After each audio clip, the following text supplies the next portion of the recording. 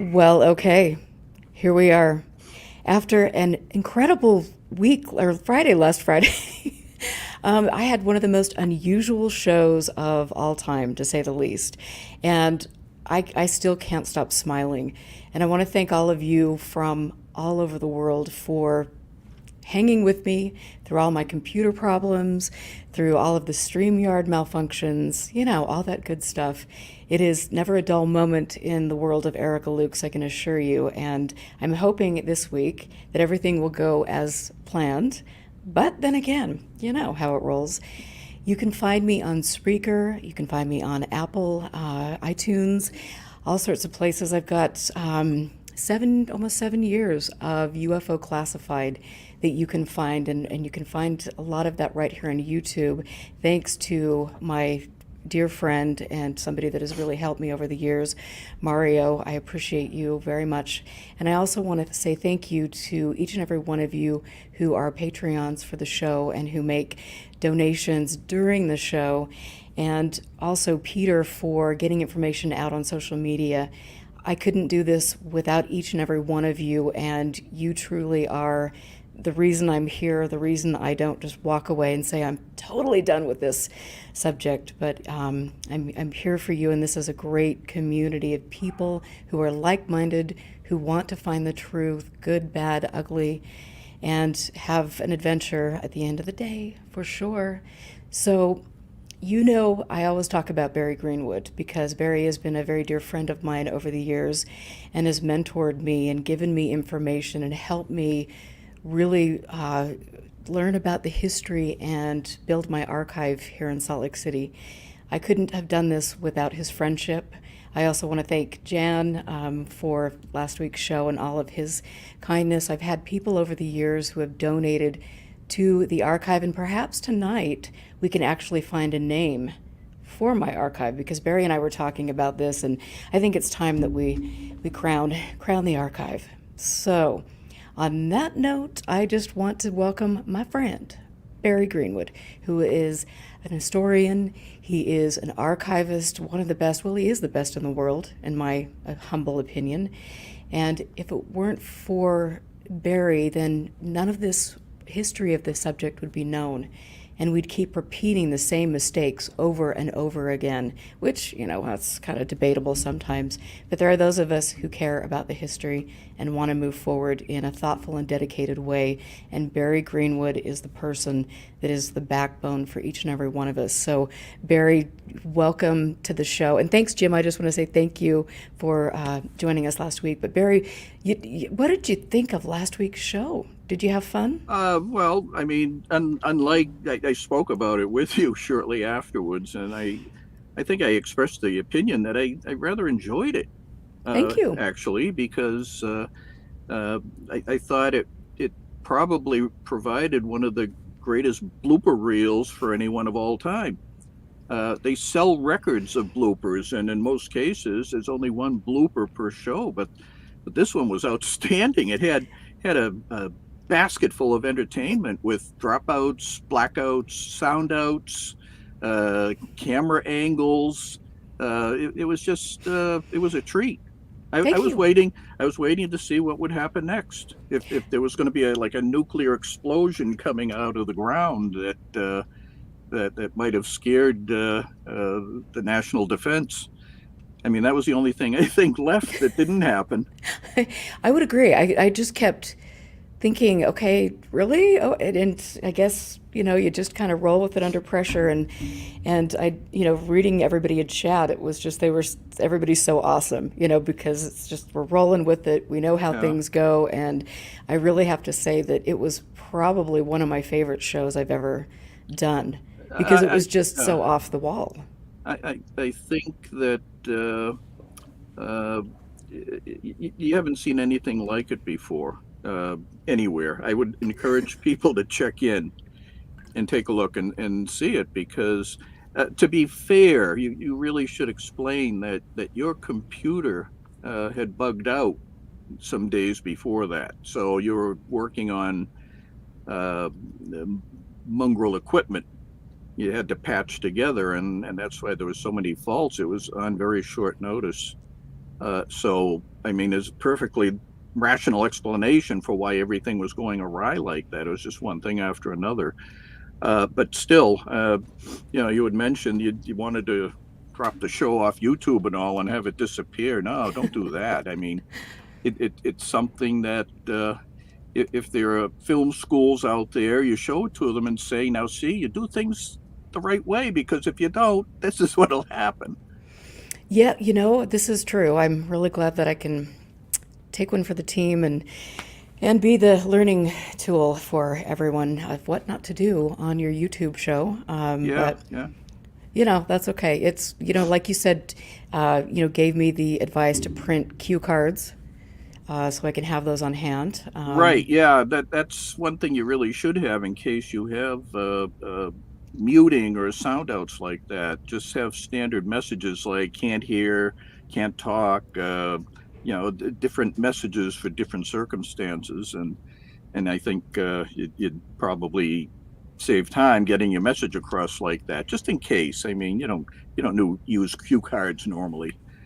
But that was a good situation for a set of cue cards. Yes, it was. It was. And, I hope that Jan has found a little giggle out of the whole thing. He was such a trooper. I mean, it's. I had laughed. Poor Jan. I mean, he was in his car, and he's trying his best to explain things, but he's sitting in his car, and then he kept turning the camera around when he wasn't on, which he didn't have to do.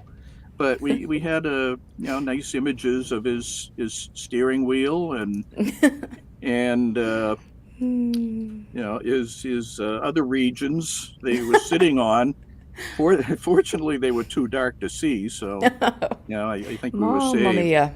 And then at one point, the way he's holding his camera, and this is the problem with iPhones, if you don't hold them straight, you hold them at an angle or something, and it gives a very distorted picture of you. So he had the camera at a little tilt, and it made the bottom part of him very large and his head very small. And I told you that when I was looking at that distorted image, it reminded me of a of a character in the movie The Puppet Masters called Pinhead. And Pinhead had these huge muscular arms that he killed people with, but his tiny head was sitting up there. And he was almost dressed the same way, too. He had the same color shirt on. So I just couldn't help it. It was funny. I mean, that's part of why the show was very, very entertaining and all. But Jan, too, also has an equipment problem, and it's hard for him to communicate over a setup like this. He has to use his iPhone, and that's part of the problem with iPhones. It just makes you look odd. Well, and I think too, luckily for me, I've got tons of free time, and I watch YouTube videos on how not to look like Pinhead, and on camera and things. And so one thing that I've learned is you put the camera a little bit, above, just in case. Yeah. Something like that has to be flush with the field of vision. If it's not, then that's where the distortion comes in. And it's hard for a person to hold it like that. It is. Because there's always a little bit of an angle, unless you have it mounted on a stand and it's preset. But that's another thing with iPhones. Well, I have to say, not only did my computer die, my hard drive, but my phone during the same week took a dive, it turned for the worse, and so I'm in the process of replacing both of them, which I think will be probably a blessing in disguise. But the new iPhone, the cameras I love it. It's really, really cool. So I'm looking forward to going out and adventuring and taking more photos of the archive and just fun things like that. Yeah. Well, there were plenty of places to go to archivally. I mean, you've been to Frank Salisbury's collection, and there's still a great deal more to do. With that, there's boxes and boxes of data that you haven't even looked at yet. You can only, on the first visit to an archive, you can only hope to do a superficial finger flip of folders and all, and just grab a few things you might find interesting, because you're limited on time and you can't read everything. So you just kind of quickly pick and choose items you want right away. But if you can plan a second trip, then it'll be more productive because you've had a chance to get the overall view of a collection and focus in on certain folders and boxes with information that might not have been seen before. I ran into that many times shopping around different places for people's records. I mentioned in a previous show how I went to BU, Boston University, and found a collection there in their what they used to call the 20th Century Archives, and they had John Fuller's papers, who he wrote Incident at Exeter and Interrupted Journey, and he had extensive holdings on writing of these books, and I was thrilled. I had to go in there with a pair of gloves and minimal equipment, so I had about 2 hours to go through, and I asked them to reproduce a set of documents, and they told me they could only do a few. They couldn't do what I wanted because there's just a page limit on what you can copy, which makes it really frustrating to do archival research. I mean, if there are a couple of hundred pages of something that's important, they're telling you, well, you can only take 20. But is that unique to that location? I don't know about unique. I think it might be minimal, perhaps, but I know other archives do have page limits on what they provide, and their rationale is, well, they don't want people coming in and fingering and handling all the papers because over time they'll get oil from your hands and dog-eared, and people won't be careful and all. So they prefer their staff to handle them. But even with that qualifier, when they limit it to like 20 pages out of a big topic that the collection deals with, you'd have to go back again and again to collect all of those pages. And that's a real time waster for a researcher. They couldn't do that very easily. Right. And now you have digital photography, digital imagery and all. It existed then, but they still wouldn't do it. They wouldn't let you use a digital camera. And they said, well, there's no flash on it. Well, it didn't matter. That's their policy. Didn't matter. Nothing would have harmed the document. Right. If I had photographed it. Nothing would touch it. No flash. But that was still policy. And it's interesting. I mean, in talking about Frank Salisbury's archive up at the University of Utah Special Collections, I mean, that was, 70 boxes of all of his work, and it was so amazing to look through the papers. And literally, I think I was the first person that had gone to the archive because the papers were perfect. There were still staples in the paper, and it was amazing to actually know that you're one of the first people that has actually had your hands on this, and you're looking through, and it's really cool. I can't wait to go back. And if you come to Utah, we'll have to spend a couple days up there and go through his archive. Right. Now, you mentioned that there were 70 boxes there, right? Around 70. Don't quote me on that, but it was all right, quite roughly a substantial... 70. Roughly how many do you have? Well, more than 70. Well, yeah. I mean, you have bigger holdings than Salisbury had for his years in the topic, and I'm not sure he was in the topic from at least the early 60s or so, and he went up to his death with his interest. He still did things for people. He did an oral history in his later years with Tom Tulane, and Tom called me and said he's going to see Frank Salisbury, and he said, I said, okay, great, that's outstanding. He said, do you want to get your book autographed? And I said, well, yeah, but I'm here, he's there. He said, just mail it out to me.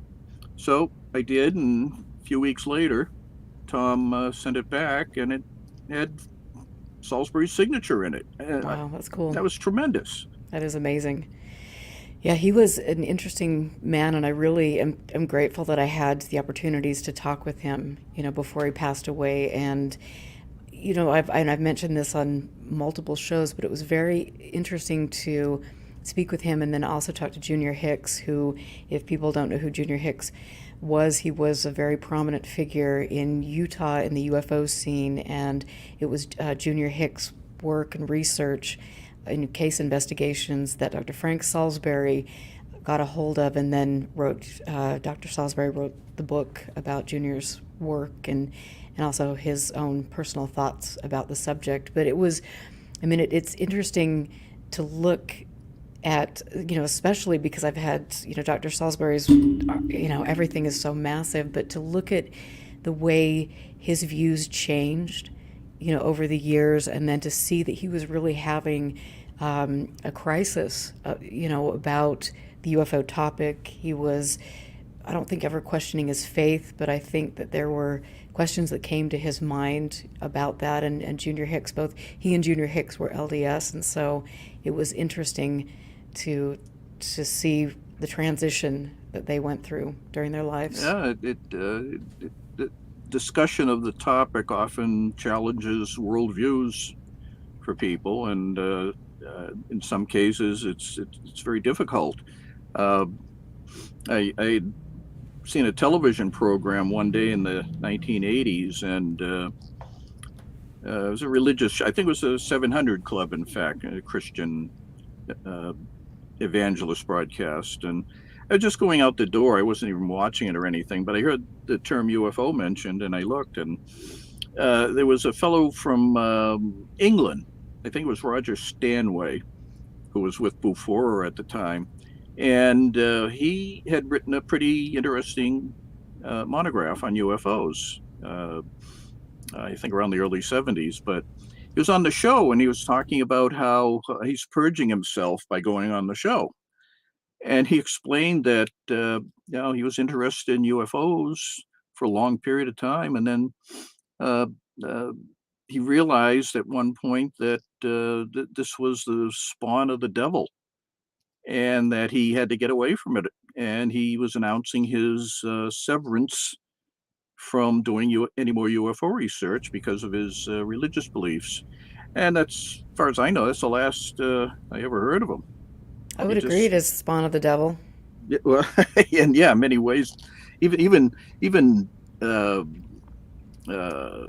people who aren't committed to religion would probably say that in a joking way. But yeah, it does arouse a lot of conflicting interests in people, and he was one that just was able to cut the ribbon and get away from it all. For people like me, I had, when you first get involved in the subject, you think, oh, this is evidence of something from outer space. Creatures are invading the Earth, especially if you read books like Kehoe, some of the other researchers during the 50s, they were pretty adamant that UFOs were from other planets, most notably at the time Mars, which we didn't fully understand at the time. It was only until the early 60s that it was evident that it wasn't the location of an advanced civilization, but it was basically a desert looking anyway. But over time, you realize that as the subject evolved and discussions of it evolved, that the origins of potential aliens moved from Mars further and further out as the years went by.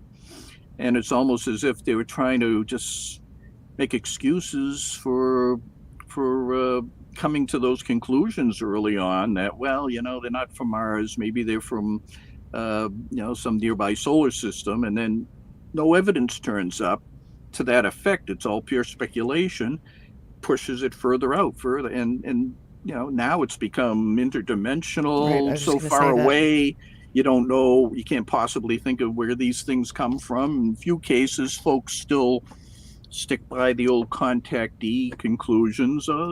they can still come from Venus or a place like that. But most rational people would say that's nonsense. So we're in a quandary now. Where do aliens come from? We don't know. We have no idea. They were almost certain of it years ago, but now it's very foggy and diffuse. We don't know where to point. Isn't that interesting? I mean, yeah, it's fascinating to see how that's changed over the years, and Yeah, now it yeah. just seems it's getting even more diluted than it was Well, back then. I think to get back to the point I was trying to make, I thought the origins of aliens were nearby, but I felt that it just wasn't justifiable. So I had to cross a bridge at one point. Do I still want to believe that aliens are behind this, or do I take another tack? And I felt there wasn't any way I could prove an origin for the topic. So instead, I got away from any sort of belief in it. It just didn't seem to go anywhere, and tried to go in a direction which I felt had more substance, which means not UFO sightings themselves, but the paperwork. The paperwork is the record of all the stories about that, all the speculation, all the conjectures, monographs, press coverage.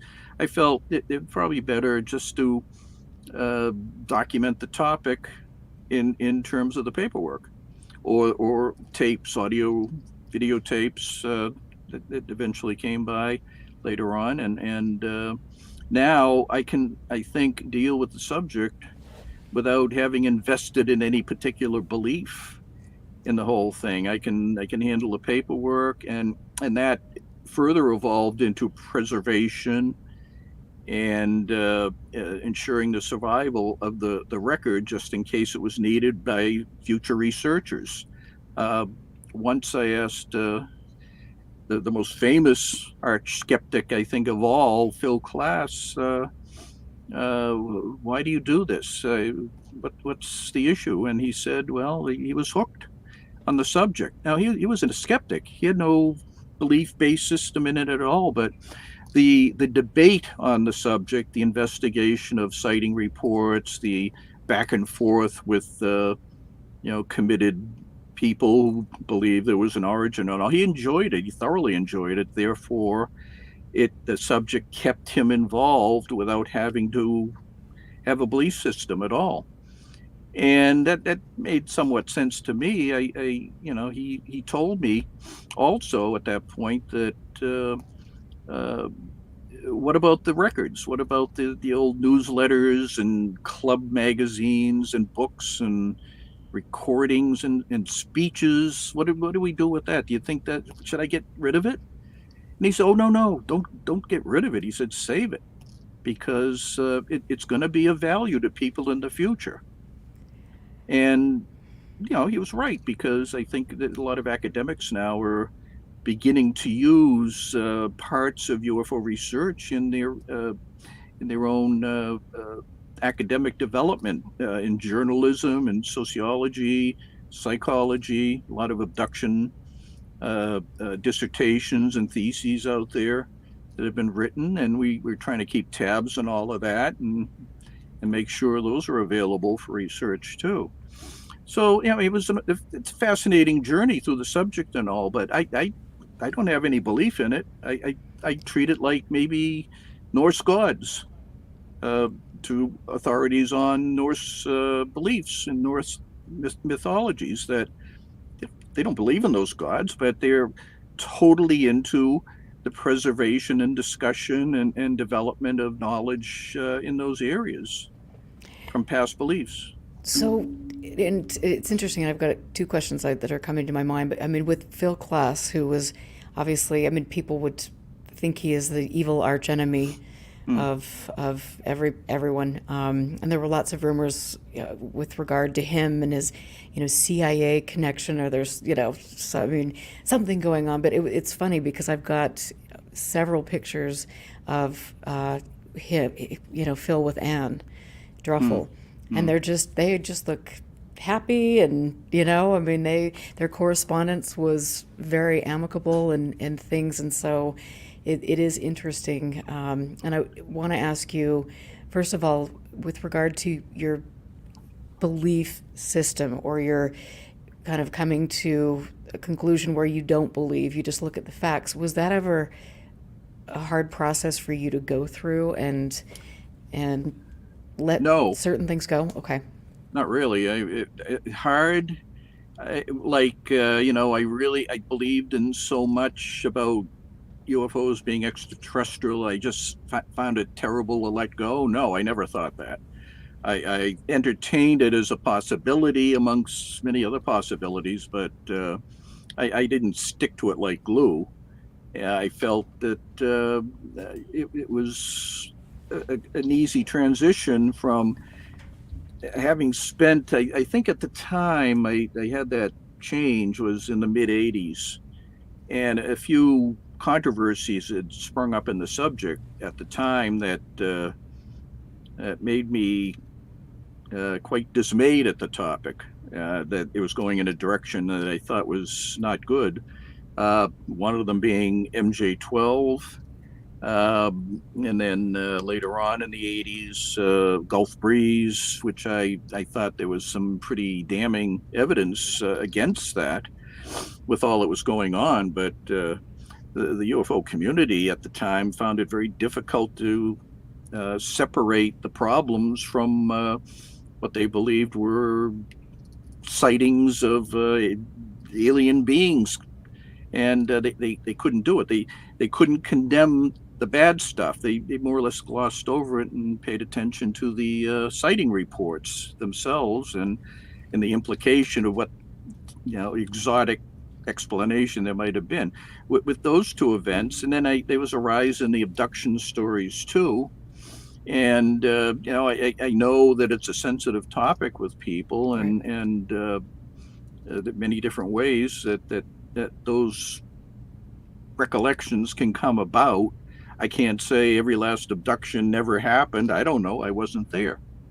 But there's a possibility one or two, maybe a few are real. But how do you prove it? How can you possibly prove that without some sort of substantial evidence? Betty Hill tried to take a book on that spacecraft in 1961, and she was getting away with it, and then suddenly at the last minute it was taken away from her. Well, that seems to happen a lot in those kinds of stories where the effort is made to get evidence, but then it's gone anyway, and you're back to an anecdote, essentially. You just don't know how to prove something like that. It just goes into a file folder and you accumulate hundreds of them like that. With all those developments, that changed my mind. I just couldn't substantiate belief anymore in the topic because there were too many issues going on that a majority of the people in the subject were tolerant of letting happen, that I felt were not good developments. And with that, I questioned the integrity of individuals and organizations that stuck by these bad claims. And that's what made me go off onto a sort of a tangent on physical evidence, the physical evidence being the paper reports instead of anything that would prove UFOs as extraterrestrial. And I could live with that. I couldn't live with the other thing. I probably would have been long out of the subject by now if I stuck by belief, because it would have frustrated the hell out of me. And I'd want to get away from it. I've known many, many other people over the years that had that attitude, and they just quit the subject altogether. They wouldn't go off in another direction. It was belief or nothing. And they left and went off to do other things. What I think for me, I mean, you've watched, you and I talk, I mean, almost every day. I was you're working through things with me, and we have great conversations. But it's, for me to have gone through the process that I've gone through, I mean, I definitely have wanted to walk away because I'm just, I've got all these characters that have been, put in my lap for, I mean, obviously to kind of steer my narrative, like many other people in the UFO subject. They find a mouthpiece, and oh, you'll put that information out, and yes, you're going to do it for free, and then we're going to create this big myth, and a handful of us are going to make money, and so for me, it's just been very kind of, I've been very disillusioned by the subject, as you know, and I've said millions of times, it's like, I'm done. Why am I doing this? Because it's been so stressful for me personally. But hopefully I am learning, and I'm putting up my barriers much more than I did. And I will never ever date or marry anybody in relation to a certain ranch, or probably even in the paranormal subject, because Mama needs to be grounded here a little bit. But, I think it's just interesting to go through these transitions. And it's, Now you say it was difficult for you to surrender what you thought were beliefs in the right. topic before. Was there anything other than Skinwalker that you had a firm, solid belief in that you had to get away from? I mean, I definitely was, oh my gosh, extraterrestrials are here and the UFOs. And I mean, just that kind of, the, and abductions. I mean, I believed, I fell into it, and I read a lot of things. And even, starting back when I was a teenager, reading Communion and reading Bud Hopkins, Intruders and different things, and watching the X Files, all of those things shaped my belief systems, I think, in a lot of ways. I think a lot of us that are here listening to the show and that get into the subject have been influenced by media and by different personalities. And then slowly, for me, as I began to go to different conferences and watching people that I once might have held in high regard, and looking at their behavior or lack of really caring about the subject, and just using people to sell books and things like that. It was icky, to say the least. I think and it's sad because I've met some incredible people in the topic, and I don't regret doing anything that I've done.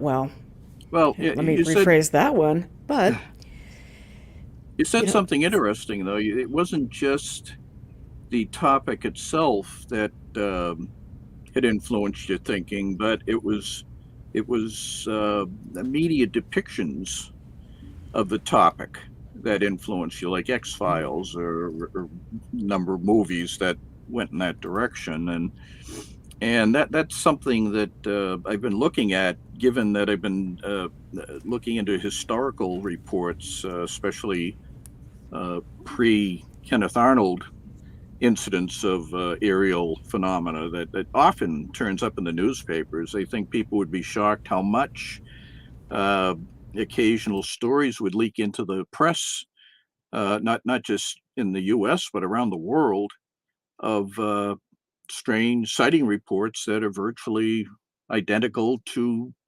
things that go on now, and maybe not as much detail as people report now, not certainly not abductions and all, but uh, people see the strange lights in the sky or formations of lights zipping by. They don't know what to make of them. They write into the newspaper about it. They might be a little bit of commentary, and then it just fades away again. But yet, all of those incidents are on the record out there. And if you have the patience to go poking around to find out where they are, you'll accumulate quite a few. Uh, in some cases, they were little UFO flaps in the past. I had mentioned before that we all know about the airship waves in 1897 and California in 1896, but many other years there was a lot of elevated activity of people reporting odd objects. 1909, for example, we had a spring outbreak in England of mystery zeppelins or dirigibles, and given that it was a rather war scare kind of time, I think you can make a fair case to say that German threats to Europe were beginning to spread around at that time, and that certainly may have contributed to some of the reports. But people had sent in their observations of strange searchlights and large balloon-shaped objects floating around the English countryside, and they had scare headlines about it for a number of months. They started in late 1912, and they went through to almost half of 1913. Uh, uh, and then the 1909 incidents, as I mentioned, that went on for about a month or so. Later in the summer, uh, New Zealand had an outbreak, July and August. I documented a lot of that in New Zealand press. It was quite a collection of scare headlines. In fact, they called them scare ships at the time. A little cute term for them, but there was another much less well-known outburst of activity that same year in September in Sherbrooke, Quebec, of all places. It's a little place just over the New Hampshire border, and there was no real purpose for that place to have had these incidents, but nevertheless they did, and they were written up over about a week and a half or so. More airships there, and then there was a huge one in Massachusetts in December 1909 for about roughly a week or so. So you had these incidents, these outbursts that very much resemble the structure of UFO waves. The details are different, but yet you have waves of objects being seen by the public. They didn't know what they were. Some of them could have been Venus, others couldn't possibly have been Venus. There was something else, but you don't know what at this point in time. It's a cold case. They're on the record, and that's that. They're great stories, but you probably won't resolve them in total. And I just want to Yeah. say really quickly, because Sean Drew is in chat and he's just mentioning France 1954 and then New Zealand 1978 and things. And so, that's the modern era, right? yep. Yep. And again, I just want to just really quickly just say hello to Dimensional Babe and Jim, you make me smile, and Ken, thank you for the nice compliment on the backdrop. I'm digging it myself, and luckily the camera stayed on for 38 minutes now. So it's the seventh sign of the apocalypse right here on UFO Classified. So glad we've all been stockpiling guns and ammunition for that day. But anyway, so Barry, continue on, and I'm sorry to interrupt you there. Well, I mean, there've been a fairly semi-steady series of events like that, where where people see things in the sky they don't understand, and that continued through the teens and 20s and 30s. I don't think we've seen the scope of what happened in the 20s or 30s yet, but I found a few. Sweden was one. When I was surveying some of their papers during the pandemic, it was evident that they had a collection of ghost flyer reports. The odd feature of those was that they happened at night, and often they happened during snowstorms, which in those days was a very, very dicey thing to do with an aircraft. You could easily have crashed in the middle of a snowstorm, but people said they heard the motors or sounds of some kind coming from the sky, and they came and went, and they never really fathomed what they all could have been. Some of them might have been the activities of the Russians. Very popular topic today, but back then they were running booze around Europe.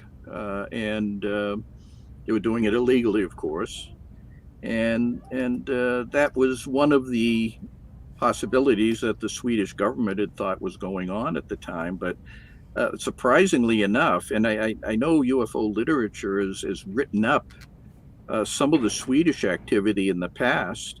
What wasn't made clear was that those incidents continued long after the 1933-34 time frame. I found incidents in 35, 36 each year up through World War II, and it only stopped when 1946 rolled around. Now, some astute UFO researchers out there will know what that meant. 1946 was the year of the Swedish ghost rockets. In other words, the ghost flyers turned into the ghost rockets, almost as if the objects themselves were keeping up with the cultural changes, the technological changes of human beings. That's long been an argument of skeptics over the years, that why is it that the UFOs change according to our perceptions of what technology is at the time? Rockets were fairly new. The end of World War II and later, it was a big development, and suddenly these flying objects were rockets. And then a year after that, turns into flying saucers instead of rockets. And I think much of the perception of flying saucers in 1947 came from science fiction literature, which, if you look at some of the old pulp covers and stories and all, you'll see abundant images of flying saucers at a time when they didn't exist. They were the imaginings of authors thinking what spaceships should look like. And that was on the record years before 1947. Then 47 rolls around. Suddenly you have spaceships coming out of the blue. So it's a definite argument for some cultural influence on a lot of sighting reports. Absolutely. And I have to ask you, because Drew Williamson wants to know if you're still doing a lot on Magonia Exchange. I see what's going on. I haven't been posting so much on it in recent times because I've been battling COVID Right. since December, and it just does things to you don't want to have happen. It's just annoying, and I haven't been able to only until recently to sit down at a keyboard and actually concentrate. What would happen is I'd be staring at a screen and I do a little work, and then within about 10 minutes, my eyesight would start to drift. I would have the onset of vertigo.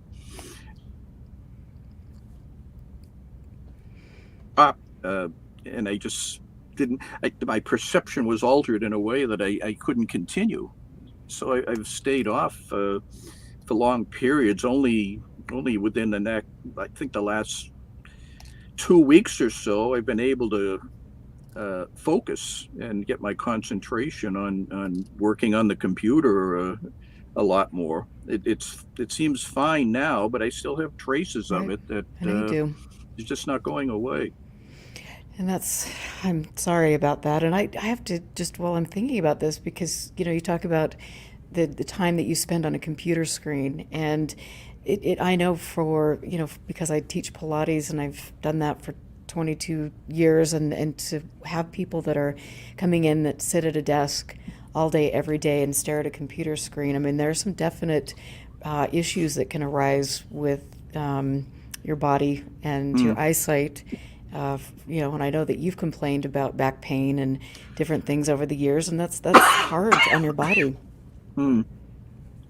Yeah, just give me a second here. Yeah, absolutely.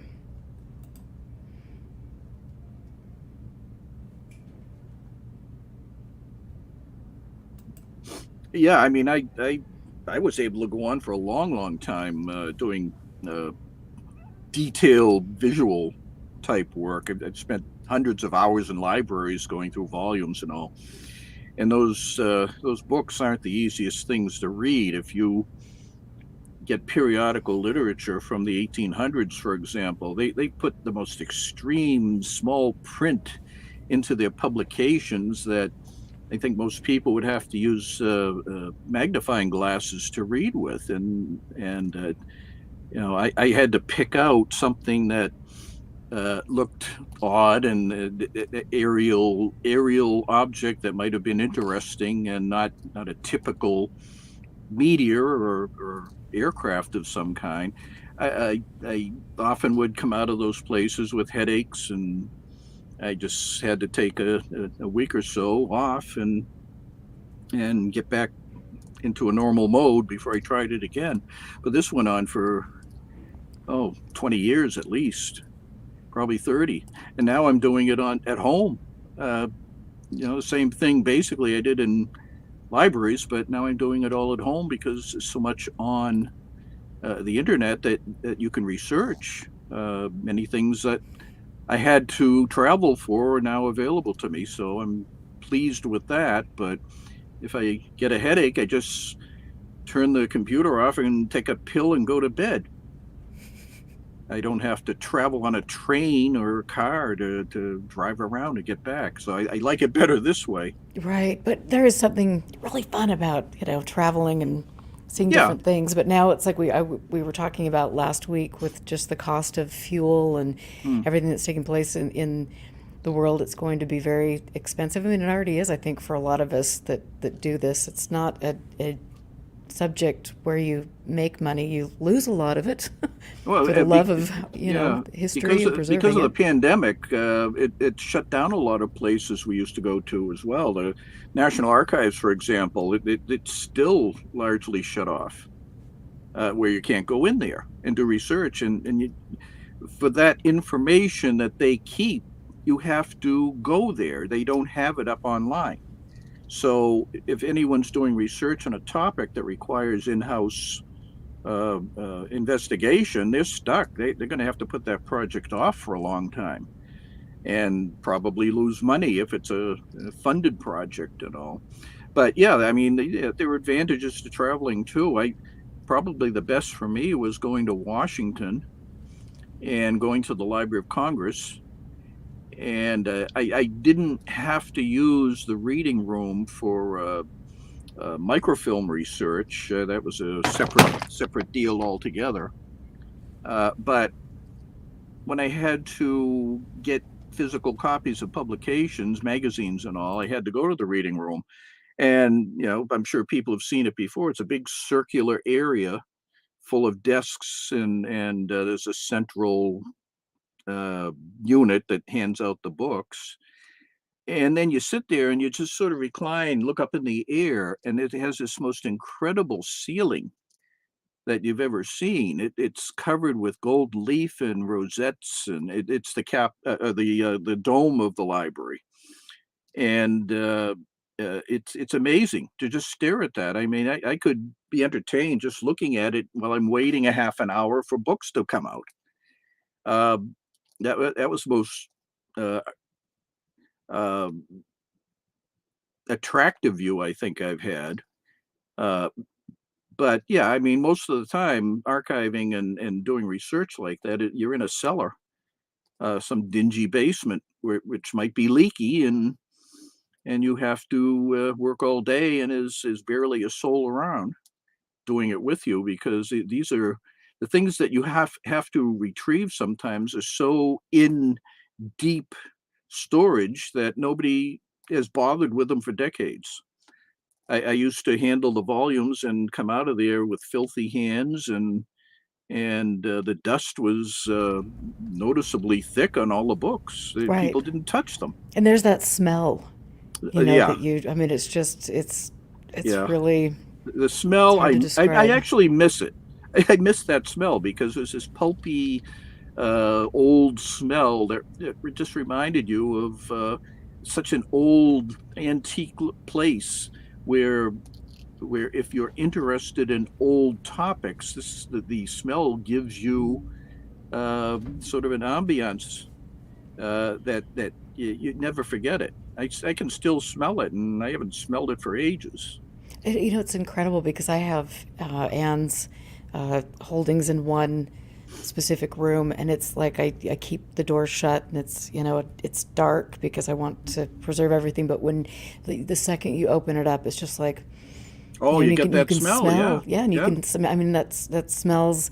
I mean, I remember walking into her office, and she had this really interesting, and I'll have to post pictures of it, but she had, in her office, there was a little side room that was kind of just a teeny little thing that she had all of her cassettes there, and different photographs and things. And from what Alice told me, I mean, she used to go in there late at night and do her research and things, but it was just so interesting to, to have that experience, to hear or to smell the, her, that sounds strange, but I mean, there's just a Yeah. distinct smell. No, it's yeah. No, I mean, I think when you have such a collection in your house, uh, after a time you lose that smell.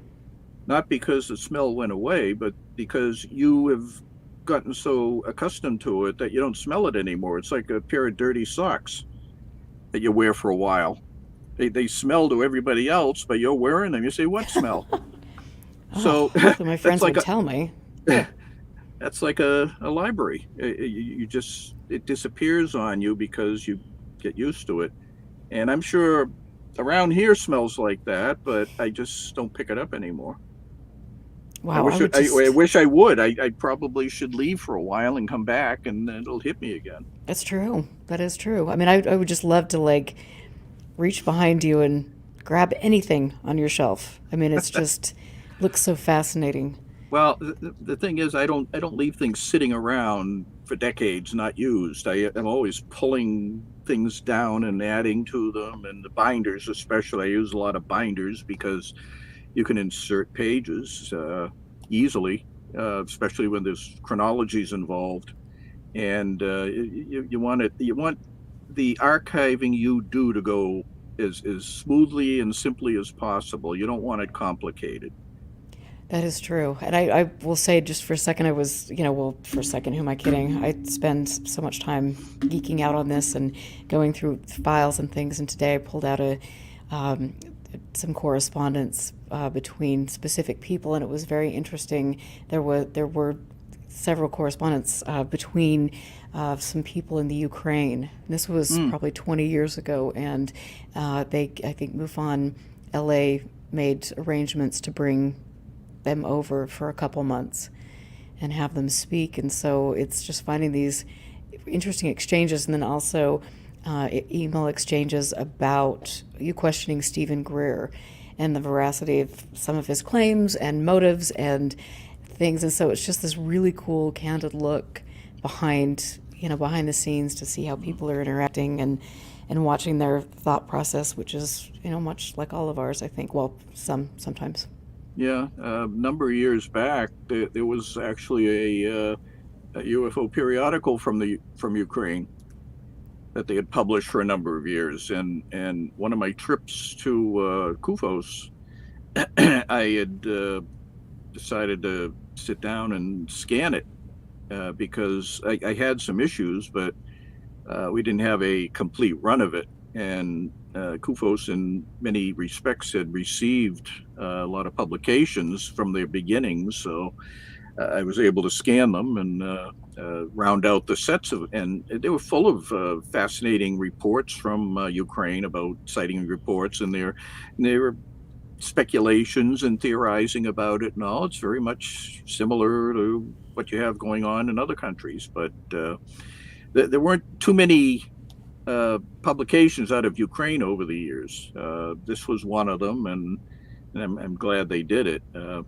I hope things will change over there so they can get back to normal business, and people can do what they want instead of yeah, being killed off. That's terrible what's going on over there. But It is. that can happen anywhere in time, and people have to get that out of their minds. Enough already. We've had enough war and put an end to it. Imagine what could be accomplished if all people concentrated on improving the world and advancing knowledge. Well, there wouldn't be people like Vladimir Putin in power, I suppose, and other various, Well, despicable. my best wishes to anyone in Ukraine that's watching. I hope I just hope they wipe Russia out in Ukraine and push them back over the border and put up a brick wall 75 feet high to keep them out in the future. Absolutely. And I And think, enough. I know all of us agree it is such a tragedy. And I wanted to say, and I say this quite frequently because to me it's been very alarming, but to see people that are sympathizing with Russia right now, or Vladimir Putin. I mean, it's just in the UFO community. I mean, there's some alarming things that take place in the UFO community, but that is definitely top on the list. And so, That is disgraceful. I mean, if you're going to be that twisted and thinking about a power like that acting the way they are, then I'm not going to trust much else they say about anything. no, but propaganda, it's a interesting thing, and we've seen the way that works in the UFO community. But Yes, it does work a lot in the UFO community, and a lot of people are taken in by it. And that has to stop too. It just sends people down rabbit holes that shouldn't exist.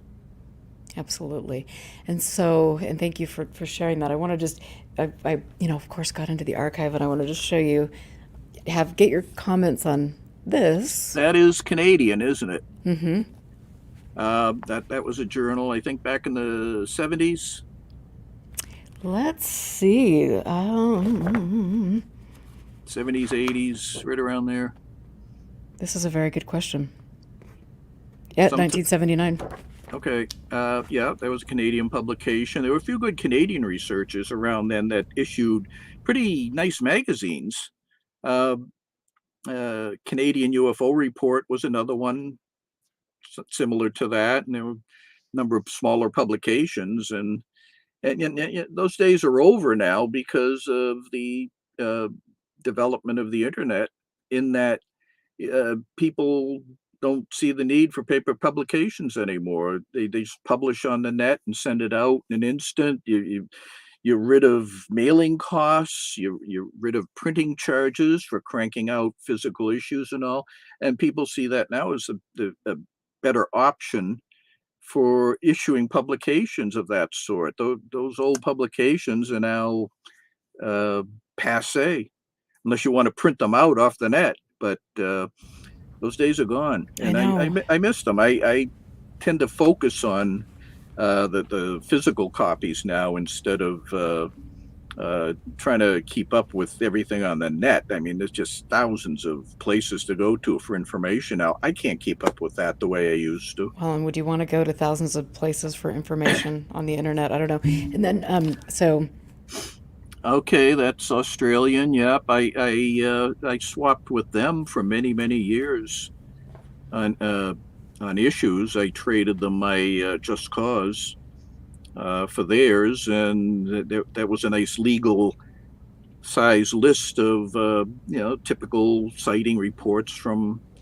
different parts of Australia. They carried world news as well, and I think Paul Norman was one of the driving figures behind that. He was interesting. He lived in Australia in their summer, which was December through February, and then he would come back to the U.S. for our summer, which was June through August, and all year round he had summer with little bits of spring there. But he had it made. I mean, he never had bad weather, unless it was a thunderstorm or something. But he was a very prolific UFO researcher at the time, and I miss him too. I corresponded with him quite a bit. how interesting. Okay, and then, yeah, and then, sorry, I've grabbed some things because I think it's just interesting to hear. Yeah, that French publication, mainly the '60s. I think maybe the '70s too. And we have a set of that on hand. I tracked down some of the early ones from, I don't know, let me see, 1964, 63 or so, prior That's to when it fascinating.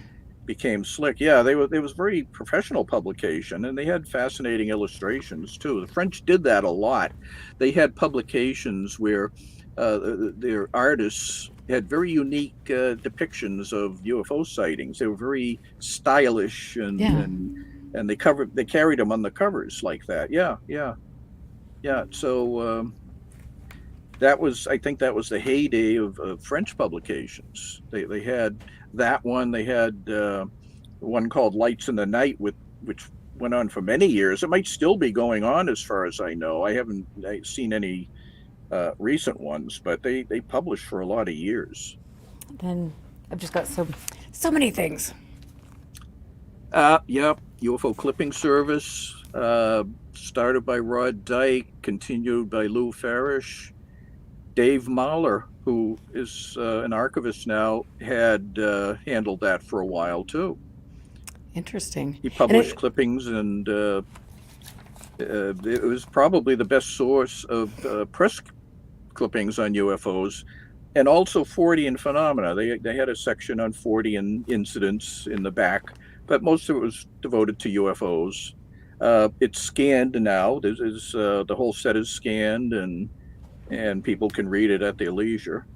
this If is they so go interesting. to, I think AFU in Hmm. Sweden probably has that up. It's interesting. I just have to say, I just want to read this. This is from May 1993. Wacky science thrives at tiny Stanford-based society.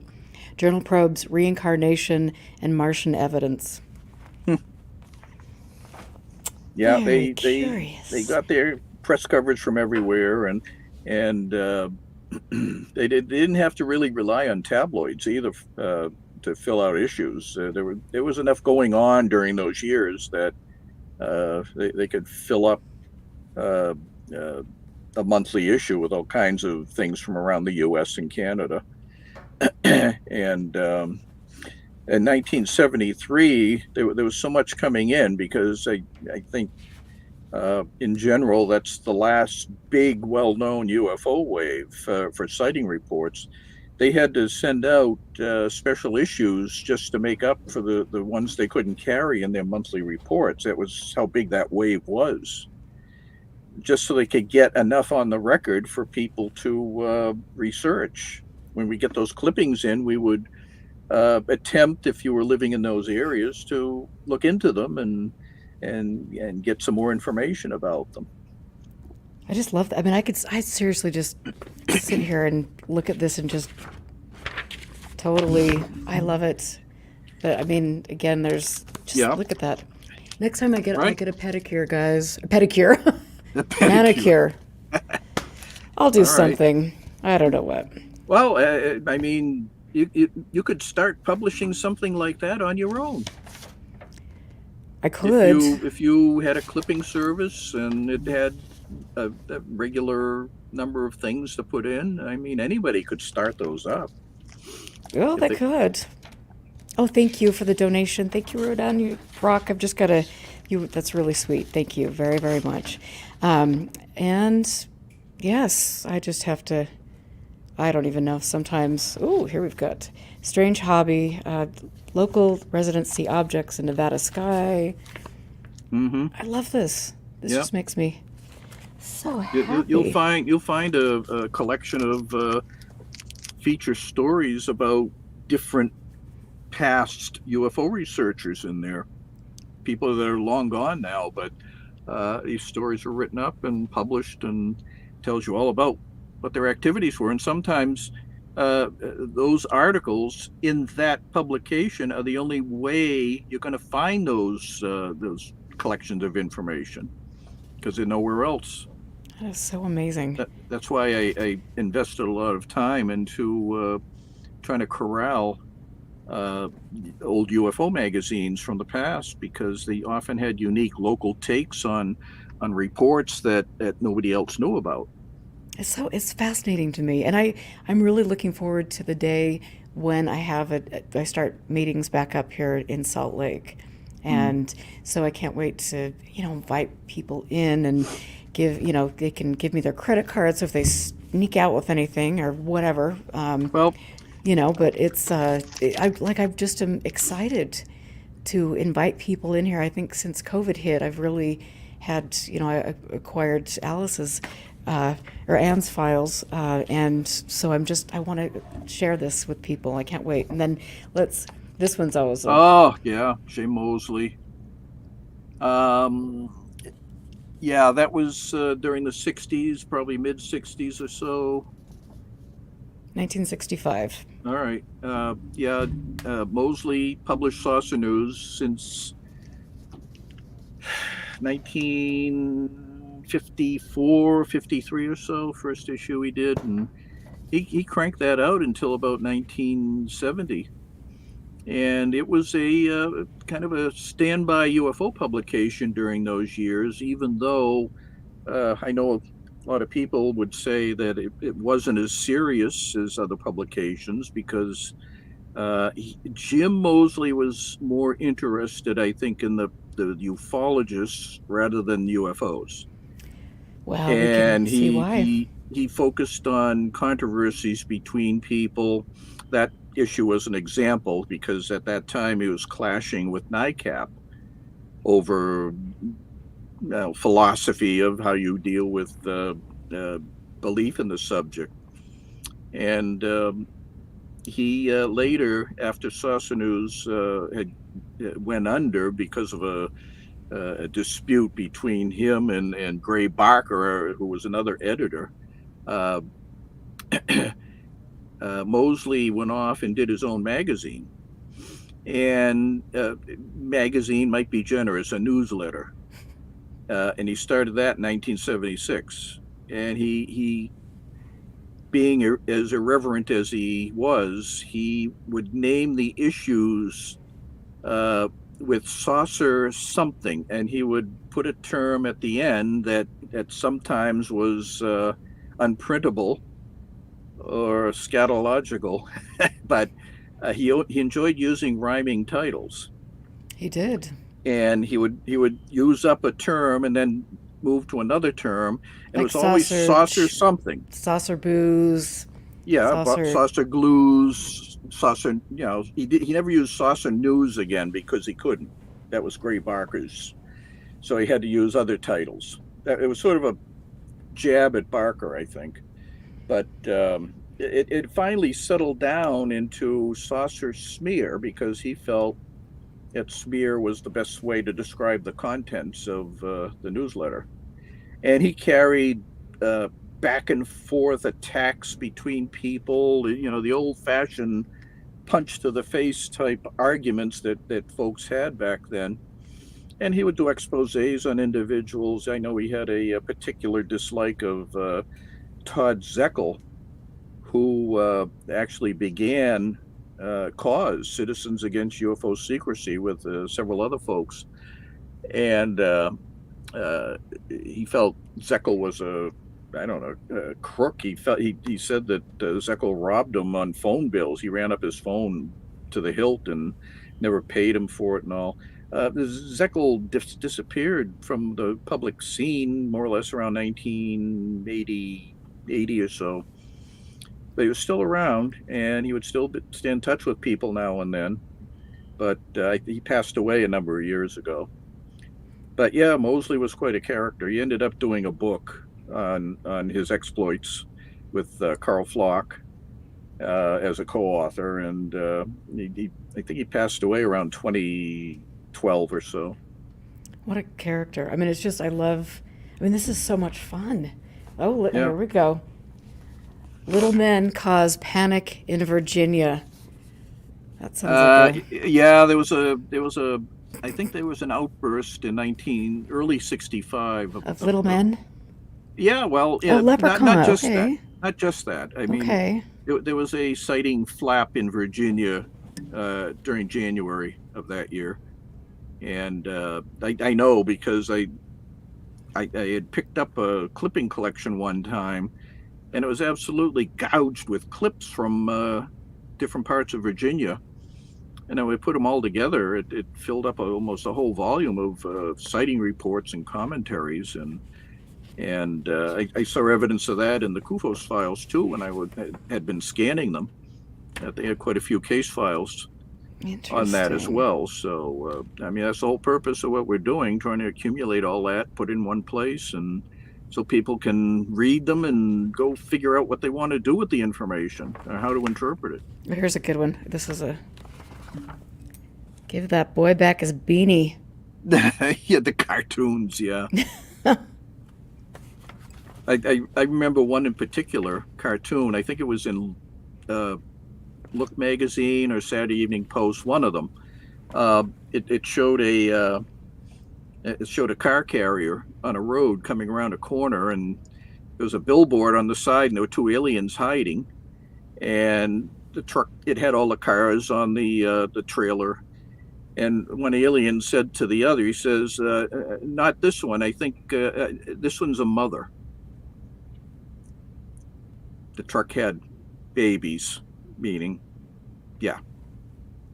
Get it? Yeah. People thought it was funny at the time. Yeah, no, I'm just have to take that in, process that for a minute. It was kind of clever, but Larry Bryant, who you probably have heard of, he was a Washington D.C. based researcher for a lot of years, and he was the ultimate collector of UFO cartoons. And I think his collection is at Rice University now, if I'm not mistaken. I'm not sure if his cartoons went there, but that's what Larry did for a long time. That's fun. It's fun to thumb through them all. It's just so many of them out there. You can imagine what flying saucers created on cartoon literature.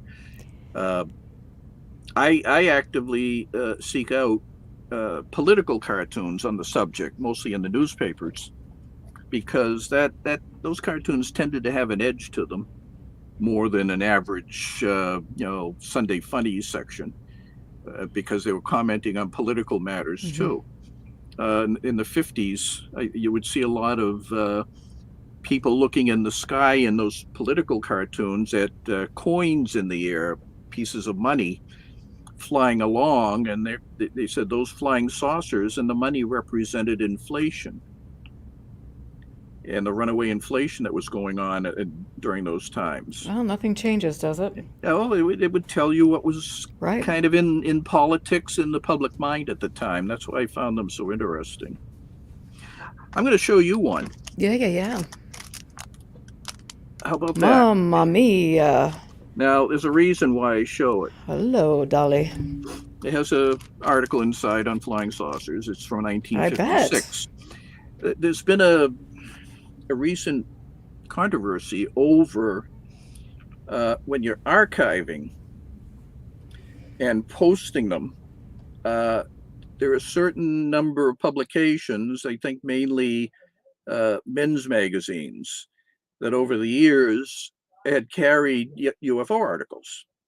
The articles tended to be mostly serious and all. They weren't they weren't slap jobs. Even Alan Hynek had an article published in Playboy at one time. But the controversy is when you post them, do you show in full documentation? Do you show the covers of the magazines? Now that includes not just Playboy, but Penthouse. There were any number of pulps during the 50s that had flying saucer commentaries and all, but the covers were kind of risque. So what is the controversy about?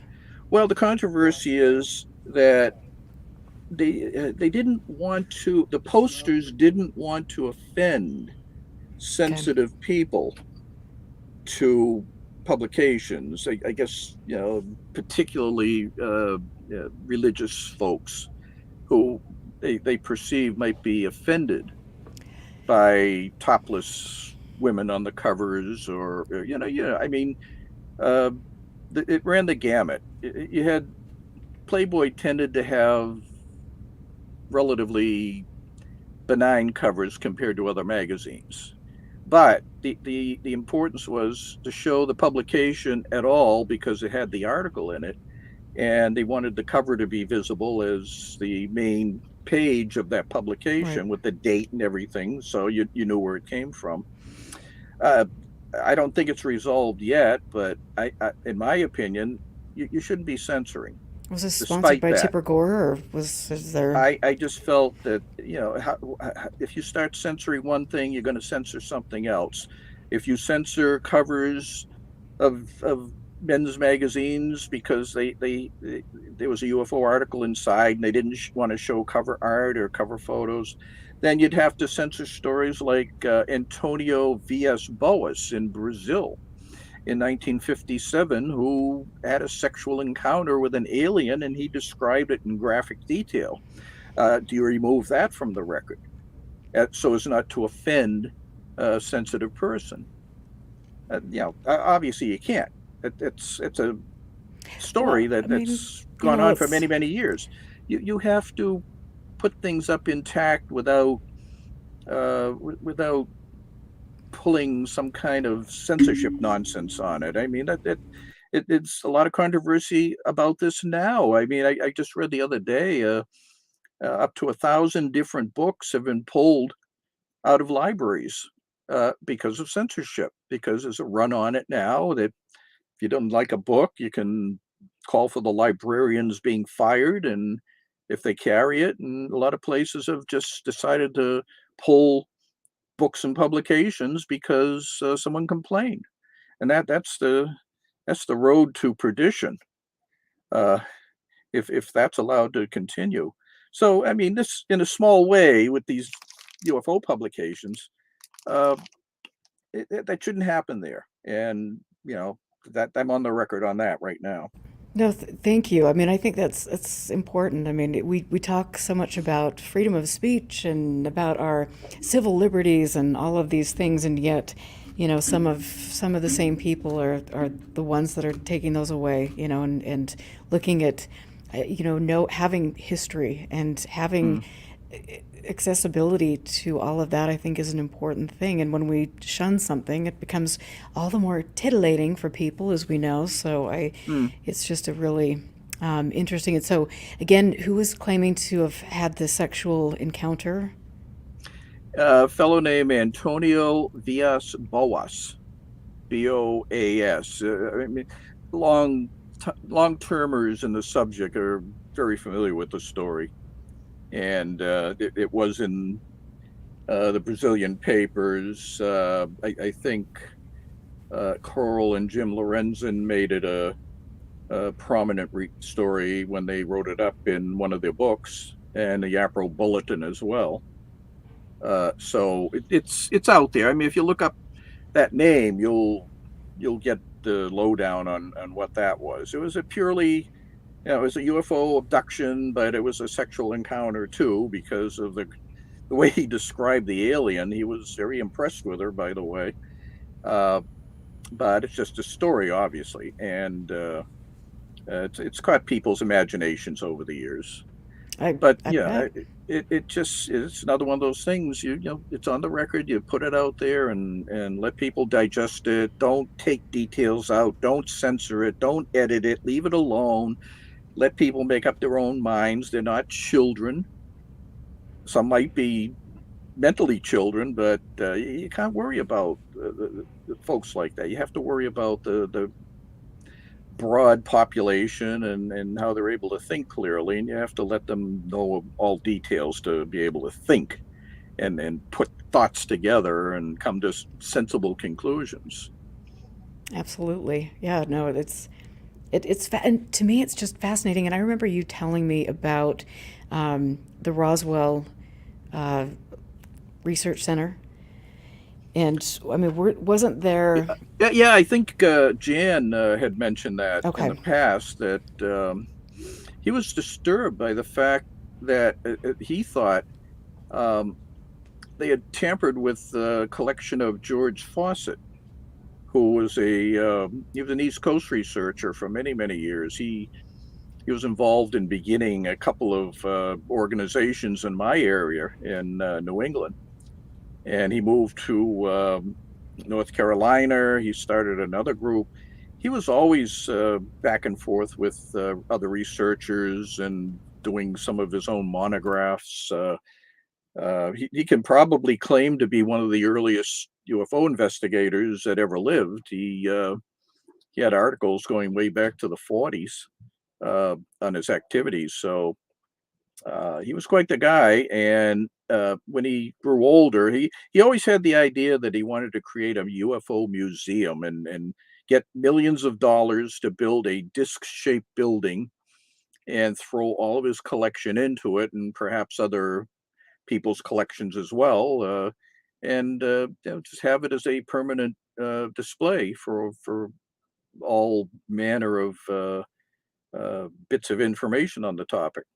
But he couldn't do that. The times weren't right. The money wasn't there for a long time, and he just decided to send his collection to the Roswell Museum across the country. So he did that. It was trucked over.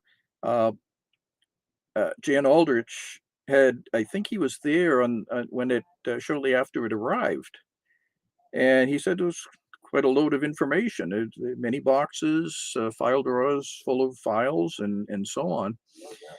And as Jan does, he travels back and forth to places off and on, and he went back uh, to the Roswell Museum to do more research on other things, and he looked and checked, and he noticed that the George Fawcett files had been reduced to a small number of boxes. And he asked them about it, and they said, "Oh no, that's all we got." And he said, "No, I remember when it came in, and there was a large amount of information there."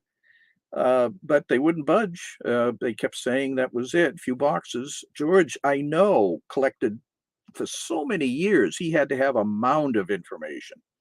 Few boxes won't hack it. So uh, it was thought that maybe they had an accident or something. Maybe water spilled into the storage and ruined the Mm-hmm. files, and they just threw them out.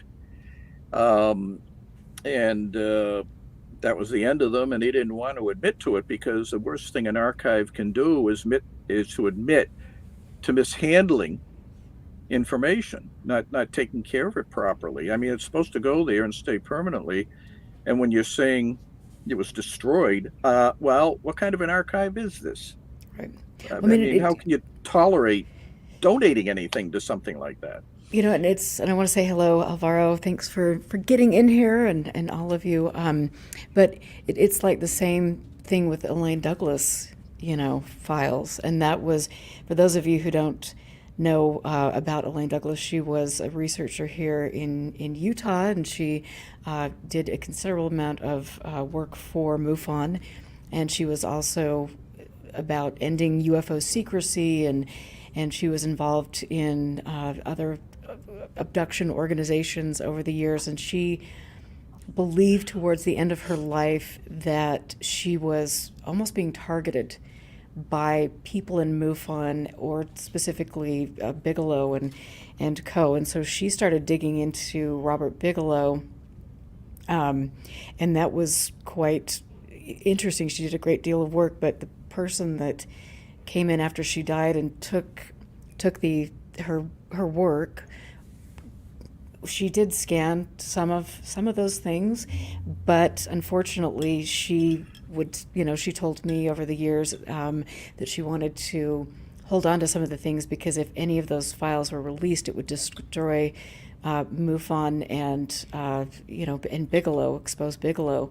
And I just have to say, I'm looking over here in terror because my cat is now approaching the camera and the computer, and Lord save the Queen. So if we do have a little incident, you're going to know Mufasa is responsible, and that's great. But I mean, it was very sad to see what happened, and I had made arrangements with this person finally, after trying to get a hold of the files and seeing what was going on in Utah, which I would think, since I was Utah MUFON director, that she would have been a little bit more helpful with that, but she wasn't. And she told me that I could go in and get the files, and then I made arrangements to travel across country and took time off work and different things. And she cowardly, if that's a word, that's not a word, but she sent me a Facebook message saying that MUFON had swept, had come in, and that she'd given the files to Jana Harzan, but when in actuality, I think what had happened is Chase Kletzky had gone in and paid her a visit and then vacuumed out some of the important things, and then the rest of it was shipped to MUFON. But again, it's such a sad state of affairs that people would want to go in and sweep up important information or hold on to it because it could, be the knife in somebody's back, and you can use it as leverage and things like that. And there's some really shady goings-ons that take place, unfortunately, in the world of UFO archiving. And I know you've seen that over the years. Oh yeah. I should add something to that in regards to the Fawcett story. That one of the excuses they had given for Fawcett's information disappearing was, they said, well, there was some right-wing literature and porn literature in there. That's why they had to downsize it. First of all, it wasn't anywhere imaginable the amount of anything like that in UFO files to cause large numbers of boxes of it to disappear. That's just crazy. Welcome to ufology right there. I mean, well, seriously. But despite the fact, what they mean by, there were some right-wing publications. There was one I can recall called Valor, which had a number of UFO articles in it, but otherwise it was a right-wing magazine created by William Pelly, who that name might ring a bell to a few people. In the 50s, he was interested in flying saucers, but also the rise of the right wing in America, and he promoted it along with the UFO writings. If there was anything in that a librarian would call porn, they would probably be calling Playboy, Penthouse, some of the 50s men's pulps porn, but the articles were not part of that. They should have been left alone. They said they threw everything out that they saw like that, and that's just gross censorship. Some of those articles were useful. String and go over to go to the Louvre and throw. But it was the same argument as they gave on tabloid news. As a matter of fact, there's a controversy now over some of the recently released DIRDs. I think one of them referenced tabloid newspapers and an Australian porn publication, which I happen to know is Australian Penthouse. It had an article around 1988 on UFO abduction reports, and they just reported that straight. It had nothing to do with the rest of the magazine, but because that article was cited as a source for one particular incident, they were crucified for it. Oh, you can't use those sources. Well, we used sources like that for many years just to document where something came from. It had nothing to do necessarily with whether it's absolutely credible or not, but we had to show where the incident came from so that people would know what was the source. That sourcing is everything in this subject. If you don't source it, it's not worth much. But the tabloid press was another thing, because I know for a fact that, and I've mentioned this to you before, once there was an article in the National Enquirer in the late 70s that told of the 1975 overflights. Mm-hmm. And I used the list that they carried as the first FOIA request for asking for information. I took that list and sent it into the Air Force, and they sent me back a set of documents, some of which were classified or formerly classified top secret. And that led to my getting all the government documents out. But the original thing I used was the Enquirer.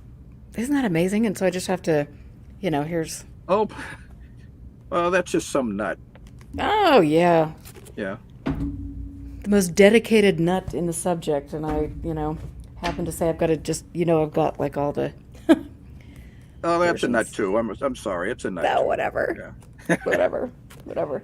And so since we've got, half an hour left, I wanted to touch on triangular UFOs and grainy videos and leaked documents and specifically you've got obviously people. Yeah, there was one thing I wanted to. I think you had mentioned that you might have had Dave Beatty on, who's Yes, he's been going to. looking into Yep, these. yep. He's going to be on next week. Hmm. So, but one of the things I had wanted to bring up was something that really has been gnawing at me for for a while now, ever since 2019, and that's a claim made by Jeremy Corbell regarding drone incidents over naval vessels, U.S. naval vessels in the Pacific in July of 2019.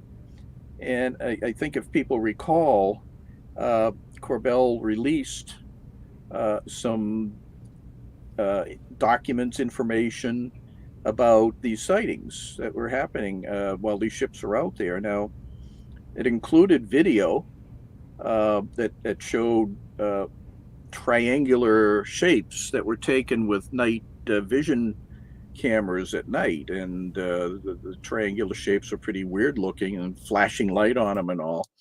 Uh, I think it's been shown pretty conclusively that night vision photos tend to produce anomalous images of point sources like that. They simply go out of focus, and the out of focus image is triangular.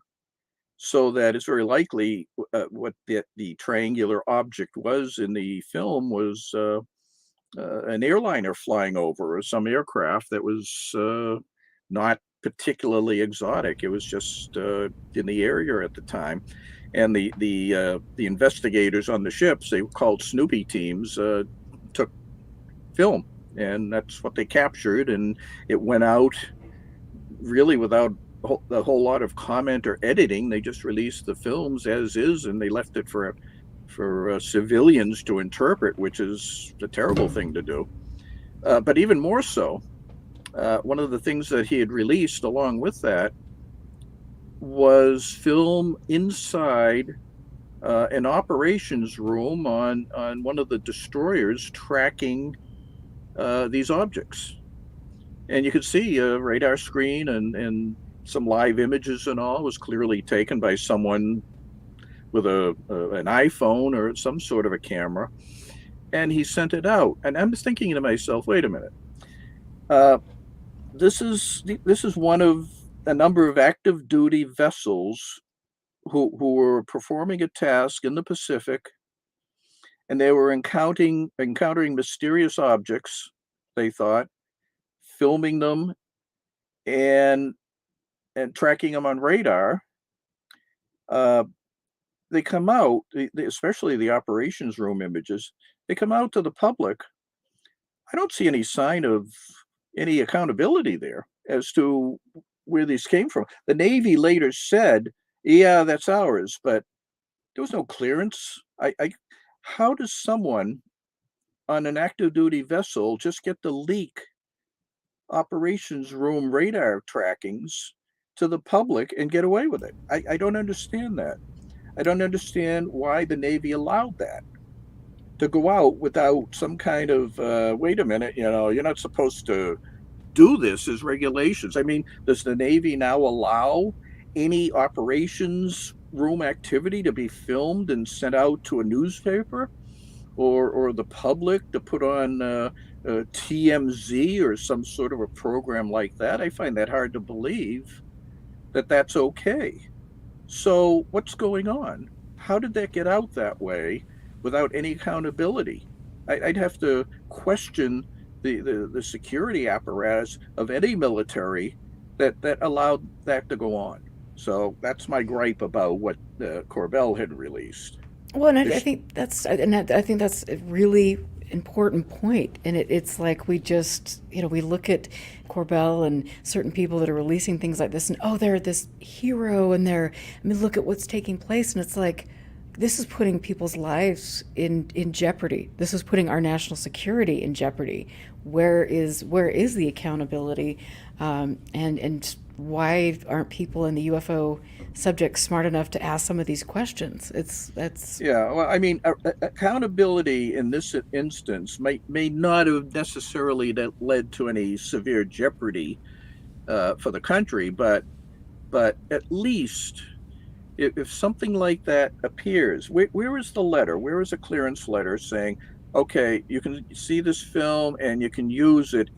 Why isn't it classified? It's active duty and it's ongoing for an incident that we didn't even know much about for 2 years. Is this automatically unclassified? I find that hard to believe. So what do you think is going on? I know you and I talked about that the other night, and there could be Well, several, explanations for that. I don't. It baffles me. It baffles me that when I wrote Clear Intent, we had to account for everything we had. If we didn't, say why we didn't. So I wanted to make sure that official documents were backed up.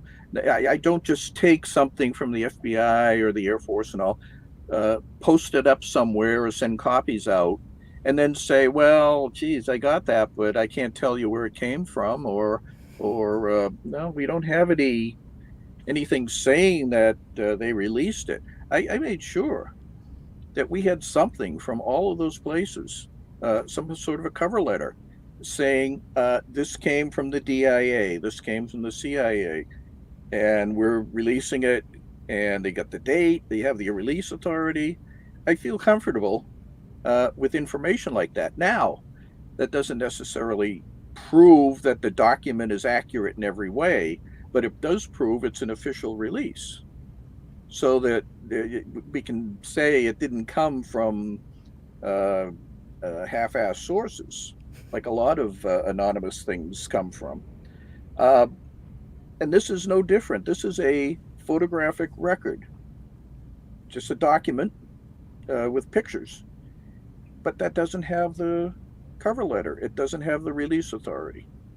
So that's, and I don't know why they didn't do that. I have no explanation for it. And I haven't heard one officially from the Navy on it either. They're the ones that have to explain it, not me. And they haven't. So what's the deal? Right. And that is really interesting. And in the meantime, there's more stunning video coming. It's they're promising more evidence of so-called pyramids. That's what the triangle was referred to after it was released. You're just seeing a pyramid edge on, and it looks like a triangle. Well, that triangle is provably not a pyramid. Absolutely not. It's an out-of-focus image. You can see it's an out-of-focus image on the film because if you look closely, there are stars in the sky above it, and they look like triangles. Take a look at it. You can see it for yourself. Well, I'm sure there would be some explanation for that. So, well, it's obvious it's out of focus. And if they have more films and they're claiming their pyramids are triangles, they better get the story straight first. Yeah, else they're going to look ridiculous.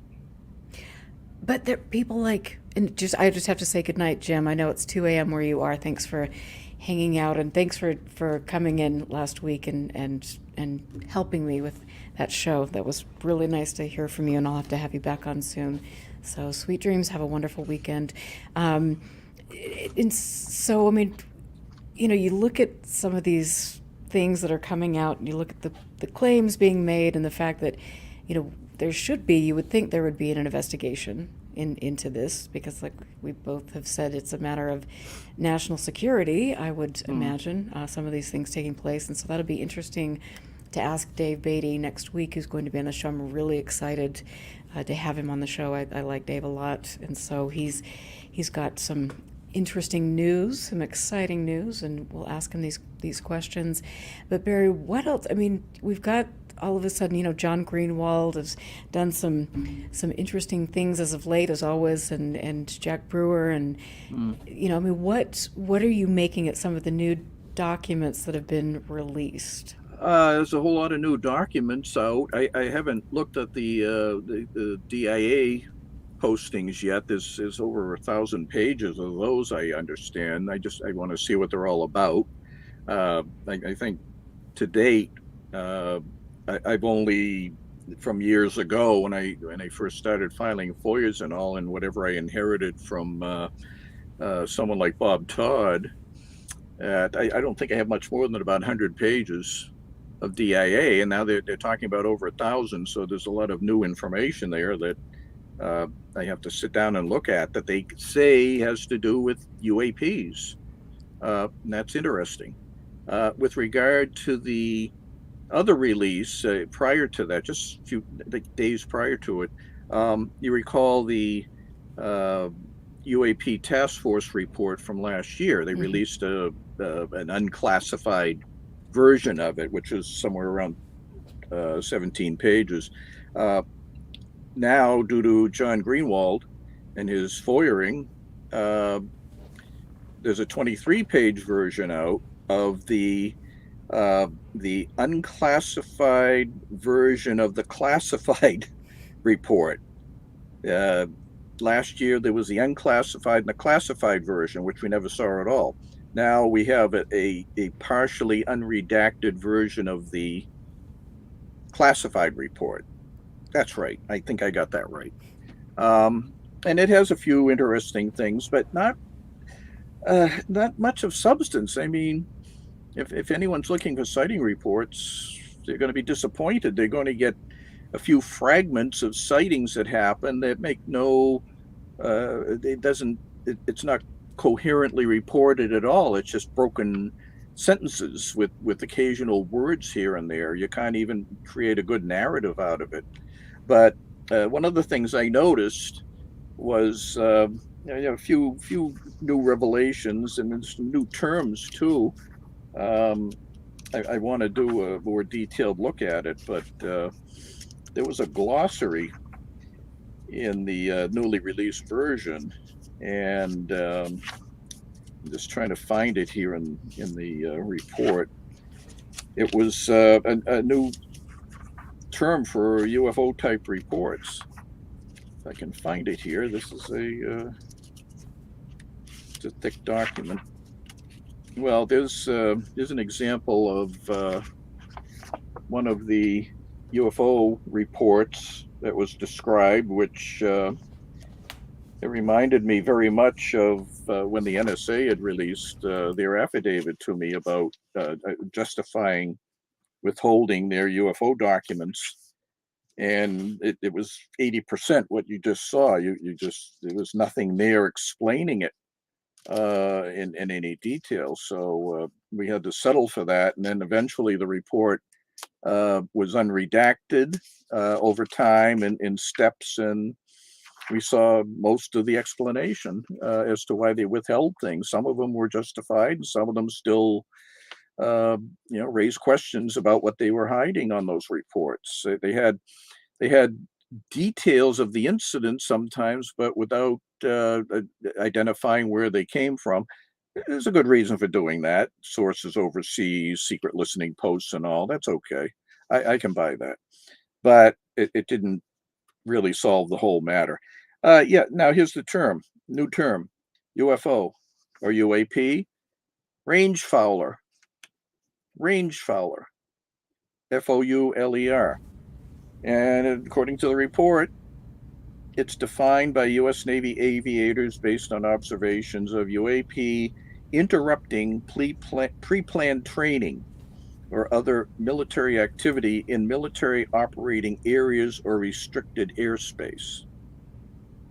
So that only applies to something that happens when there's a training exercise going on and they're interrupted by a UAP, a range fowler. Interesting. Or RF, if you want to call it that.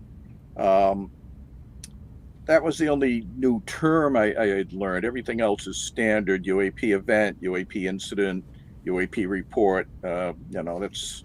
It's understandable what that is. But last year I wrote up a summary of that document, which I thought was remarkable. And I'm going to compare that to this new one and see what new we have learned about the topic.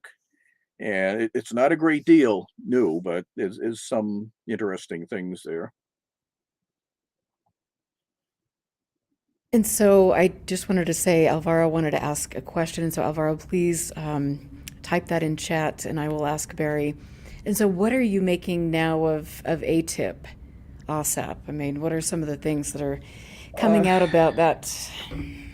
They're doing what they said they were going to do. They're releasing. They released some periodic reports and all, but we're learning nothing.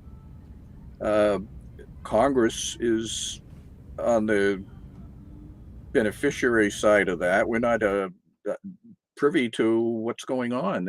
It's being kept quiet. It's secret. They said it was going to be.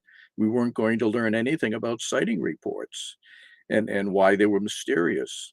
But yet they're updating on what they're doing, and this newly unclassified version is the latest manifestation of that. But despite that, we're just not getting any real substance out of what's going on. So I think it's going to continue that way, pending any leaks by someone on the inside. That's entirely possible. And maybe then we'll learn something, or maybe years down the line, some FOIA will be filed where the urgency of all this activity in the last year or so with government dies down, and they just decide to make available more information than they previously did. So we might have a long wait.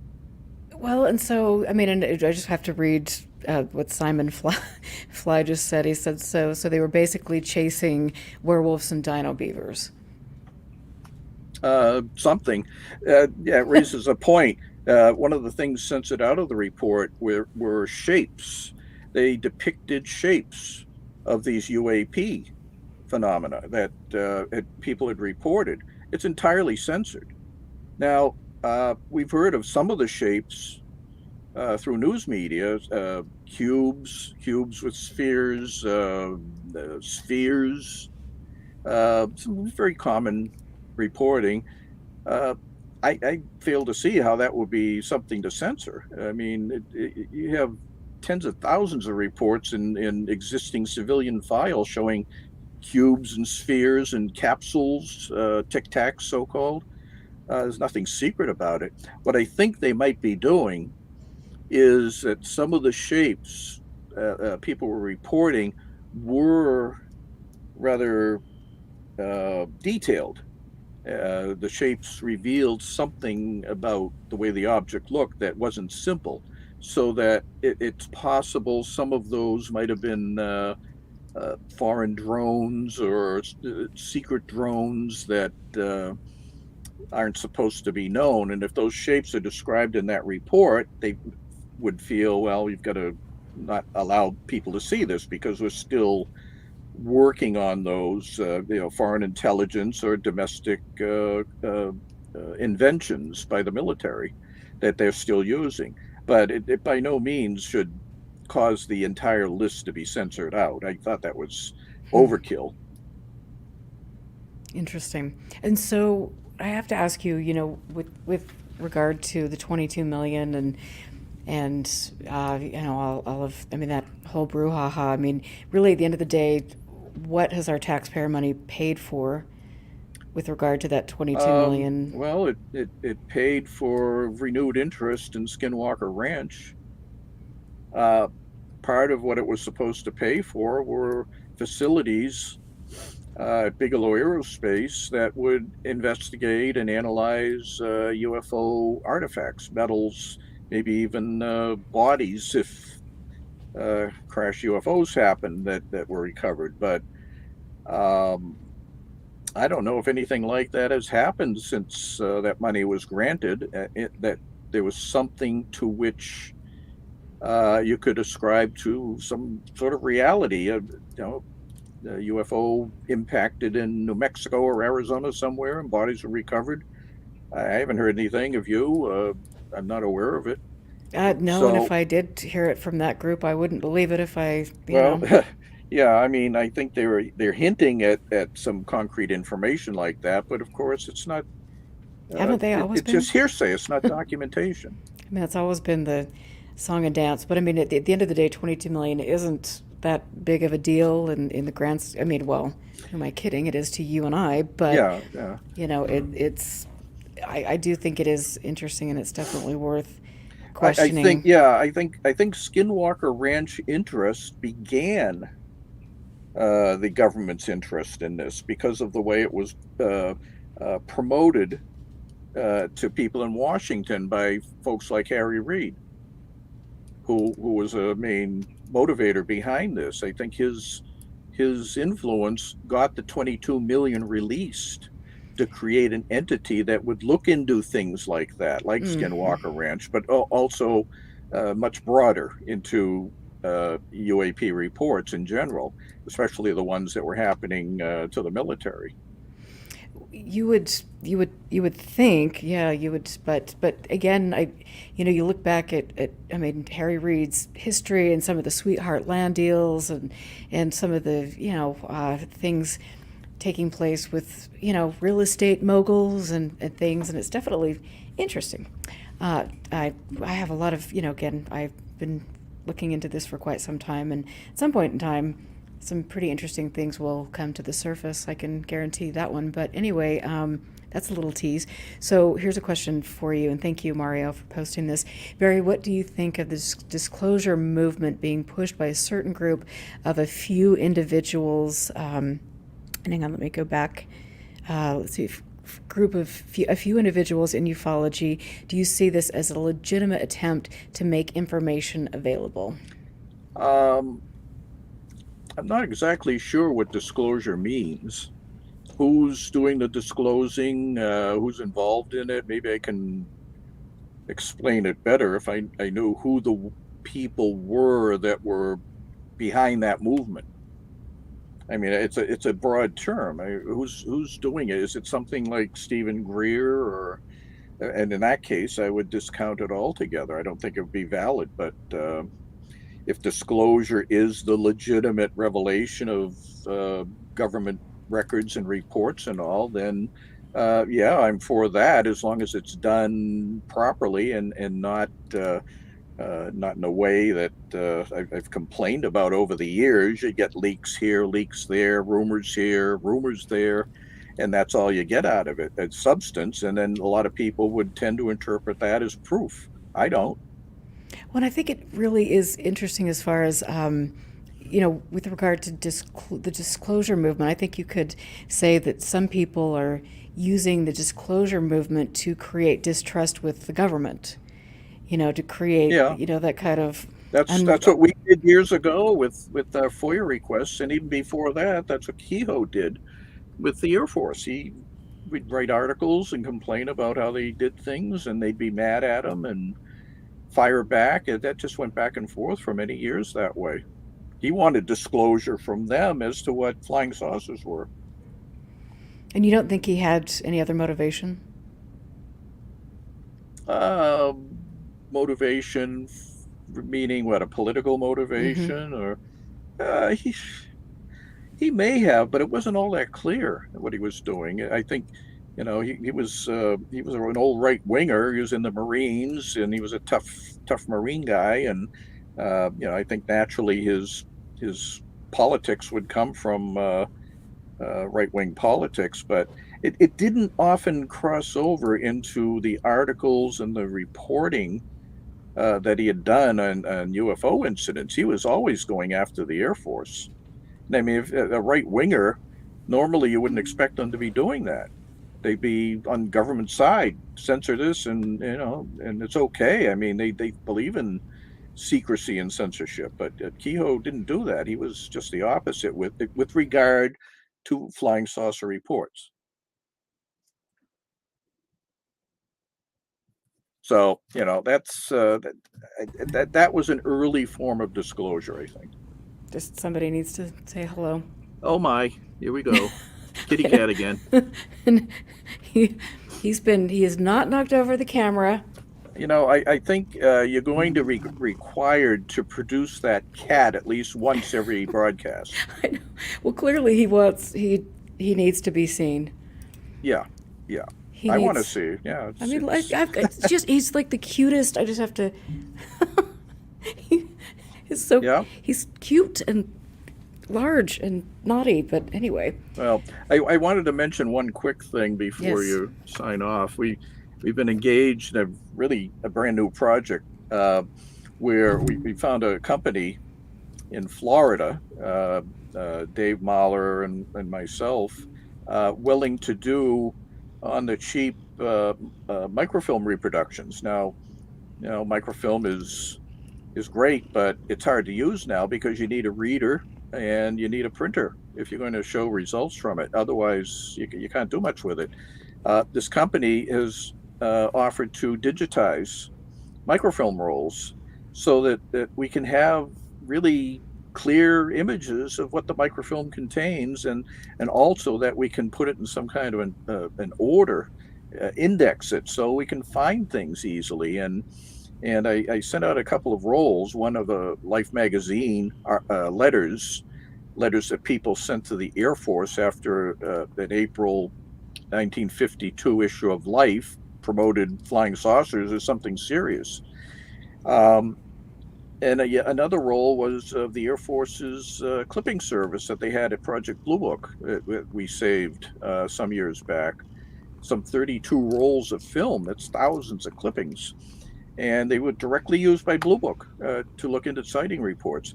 I sent those rolls down, they digitized them, and they look really impressive. And I made it so that the frames could be edited, not in changing content or meaning and all, but we could clear the images up.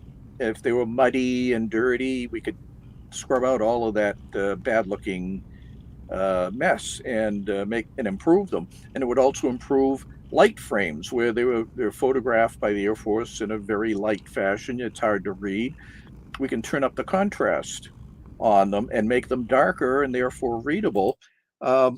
Here's a few samples. I'll just hold them up here because you're still trying to get putting images up. That is one of the Air Force letters, and some of them had sketches of sightings, and it's information we really didn't have much access to in the past, but now we do. And that's from 1952. That looks pretty good, and I haven't even processed that yet. Here's a clipping from the Air Force. Again, not yet processed. We can improve that greatly. And it looks pretty nice. You can read it, read every line on it. And finally, one of the smaller clips, again, typical of 1952. And these were used by Blue Book at the time, those very clips. So this shows a lot of promise. We'll be able to digitize all these rolls of film and make them available to researchers. It's really cool. That is, it's amazing. I mean, just to hear like how excited you are about this, and it's like you're a kid in a candy store with all Well, of yeah, this. I mean, It's just, it's information. Being an archivist and all, you're looking for information and all, and you find them in bits and pieces. But when you get thousands of pages all at once of things that haven't been visible for almost 70 years, that's amazing. that is so And now we cool. can look at it. I love it, and you've inspired me so much over the years, and I just am grateful for that. And you keep pulling me back in when I want to say whatever, and I'm done with this. It's your love of history and exploration and giving, not imparting knowledge to people. I think that is so important. And unfortunately, with the new people that come into the subject, you see people that don't care about the history of the subject and just want to get YouTube ratings and likes on Instagram and different things. And I really, I mean, as great as that is, it's like we're just forsaking a really important, learning tool. And how are we ever going to advance with any of this and make important discoveries, if we don't look back at some of the contributions and discoveries other researchers have made over the years? So, oh, and you can hear Mufasa. I'm sorry, you guys. But, what can I say? So, but thank you, Barry. You're my hero. Well, I appreciate it. There's more to come. Not done yet. I have a feeling, and I can't wait for you to get out here and help me archive a little bit, and we get to look through all of these. If you have more than files. 70 boxes, then that's a challenge. Well, better to be fun, though, And so, anyway, thank you, Barry, very, very much. And I mean, you've, like I said, you just contributed such a great deal, and I want to just thank every single person for getting in here, watching the show, supporting the show. I want to thank my Patreons for donating every month to help keep the show on the air, and the people donating like super stickers and things during the show. It means a lot to me, and it helps keep UFO Classified on the air. You know that I'm obviously, and thank you, Alvaro, that I'm an open book, and I have made mistakes. I will continue to make mistakes, and hopefully they will be less exciting as time goes by. But it is really an interesting learning process for all of us, and I'm glad that people that listen to the show and support the show are on the same plane as I am, and Barry and Jan. And so thank you, Barry. You take care of yourself, and I hope you feel better. Oh, thank you very much. I enjoyed it. Absolutely. So much fun. So, and I would like to just again thank Mario very much and everything. And I'm having a problem doing this. Well, actually, here we go. The outro. And I made it through tonight. Yeah. This Flawless. Oh, I like it. Thank you, Barry. And thanks, you guys. Be safe, and I will catch you guys next week with... oh dear. Well, anyway, my computer's acting up. Shocking. It must be this fat cat on my lap. Anyway, yeah, okay. 2 hours. I made it. Thanks, you guys. I'll see you guys next week.